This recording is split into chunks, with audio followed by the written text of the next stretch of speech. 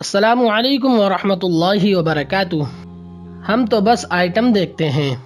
اگر مجھ سے بچنا ہے تو اپنا حسن سنبھالو، میں مرد ہوں، وہی مرد جسے تم حیوان کہتی ہو، جسے تم کبھی درندہ کہہ کر پکارتی ہو تو کبھی جانوروں سے بھی بدتر لقبات دیتی ہو، جسے تم حسن کا پجاری کہتی ہو، جسے تم ہوس کا مارا کہتی ہو۔ میں مرد تیری ان سب باتوں کا اعتراف کرتا ہوں۔ میں حیوان ہوں، درندہ ہوں، جسم کا پجاری ہوں۔ مرد آگ ہے اور عورت یہ بات جانتی ہے۔ چنگاری لگنے کی دیر ہے، آگ بھڑک اٹھتی ہے، اور آگ کبھی چنگاری کے بغیر نہیں لگتی۔ قصور کس کا، آگ کا یا چنگاری کا، فیصلہ آپ کریں۔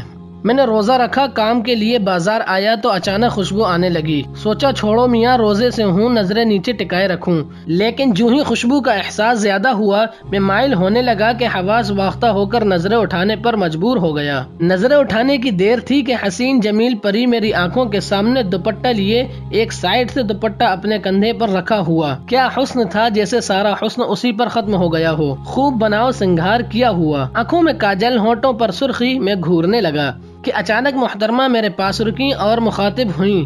ہیلو، اوئے کیا گھور رہے ہو؟ میرے پاس جواب نہیں تھا، کیا کہتا؟ ارے اس میں میرا کیا قصور، فطرت ہے مرد کی، حسن کو دیکھے گا تو دل للچائے گا، لیکن ذرا اس کے پیچھے دیکھیے، میرا ایسا ارادہ نہیں تھا، لیکن مجھے خوشبوؤں نے چنگاری لگائی، پھر حسن اور نمائش نے مجبور کر دیا کہ اسے دیکھو۔ دکان پر گیا، ٹی وی آن کیا، ویسے ہی بے شمار حسیناؤں کو احتجاج کرتے دیکھا۔ میں پھر پریشان ہوا، اچانک میری نظر ان کے ہاتھوں میں پکڑے مختلف بینرز پر پڑی۔ عورت کو کھلونا نہ بناؤ، عورت کو آزاد کرو، ریپ بند کرو، مجھے گھورنا چھوڑو، مجھے آزاد کرو، میں عورت ہوں، کھلونا نہیں۔ میں عجیب کشمکش میں گم تھا، پھر میں نے نتیجہ نکالنے کی ٹھانی کہ غلطی کس کی ہے۔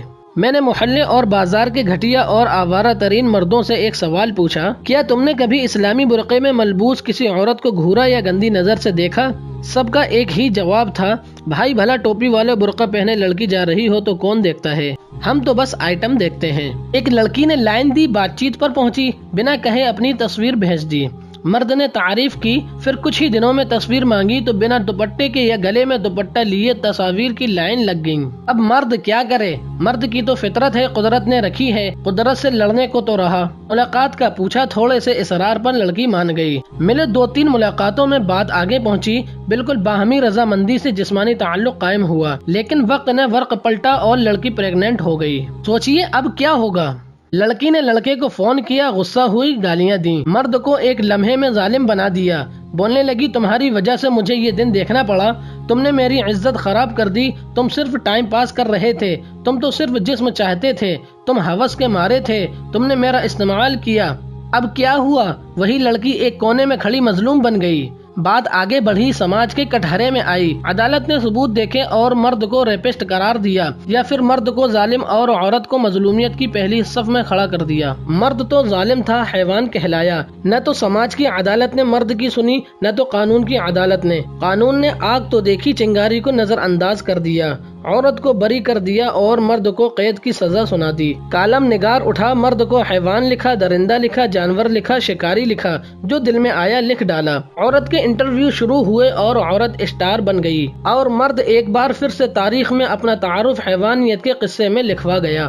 بات یہاں بس نہیں ہوئی، میں نے ارادہ کیا میں اب عورتوں کو نہیں گھوروں گا، لیکن بازار موبائل لینے گیا، عورت حسن کی نمائش کے ساتھ موبائل بیچ رہی تھی۔ میں سم لینے آفس گیا، وہاں لڑکی، الیکٹرانک مارکیٹ گیا، وہاں لڑکی، سفر کے لیے بس میں سوار ہوا، وہاں لڑکی، حتیٰ کہ میں مٹھائی لینے گیا تو یقین کیجئے وہاں بھی لڑکی۔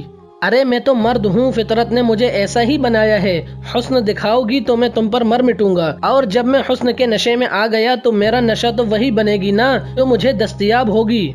سگریٹ اگر مارکیٹ میں دستیاب ہی نہیں ہوگا تو اسموکر اسموکنگ کیسے کرے گا؟ حسن جب 7 پردوں میں چھپا ہوگا تو مرد تمہیں کیسے گھورے گا؟ آخر کب تک تم شکار بنتی رہو گی اور چلاتی رہو گی، مرد حیوان ہے، جانور ہے؟ سنو، تمہارے چلانے سے مرد کو کوئی فرق نہیں پڑنے والا، تم حسن دکھاؤ گی، مرد تمہیں گھورے گا، تمہیں پھنسائے گا اور تم پھنسو گی، بار بار شکار ہوگی اور پھر سڑکوں پر احتجاج کے لیے نکلو گی۔ اگر مجھ سے بچنا ہو تو اپنا حسن سنبھالو، حسن چھپاؤ اس سے پہلے کہ حسن کے شیدائی اکٹھے ہو جائیں۔ برقع پہنو مگر اسلامی پہنو، فیشن کی آڑ میں برقعے اور پردے کو بدنام مت کرو۔ تم برقعے میں آنکھیں نکالو گی تو میں تمہاری آنکھوں میں ڈوب کر مر جاؤں گا، تیرے حسن کا نصف حصہ تو تیری آنکھوں میں پوشیدہ ہے۔ آنکھیں یا چہرہ ننگا کرنے کے لیے کیوں فتووں کا سہارا لیتی ہو؟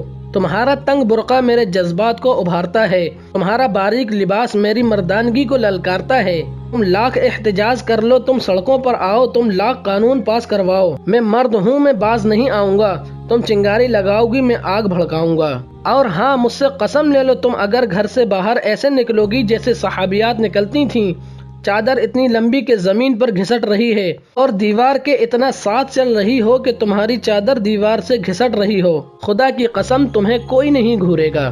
ہمارے معاشرے کی تلخ حقیقت یہی ہے